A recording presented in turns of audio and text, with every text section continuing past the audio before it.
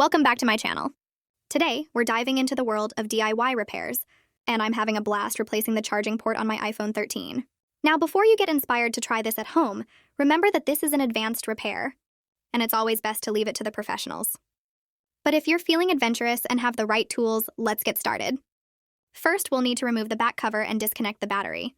Next, we'll carefully pry off the display assembly, being extra cautious not to damage the LCD or digitizer. Once we have access to the charging port, we'll use a specialized tool to gently pry it out. You can see video shots the charging port is now replaced. It's important to test the device before reassembling it, just to make sure everything is working properly. Thanks for joining me on this repair adventure. Remember, always prioritize safety and seek professional help when needed. If you enjoyed this video, please give it a thumbs up. And don't forget to subscribe for more tech tips and tricks. Until next time, happy repairing!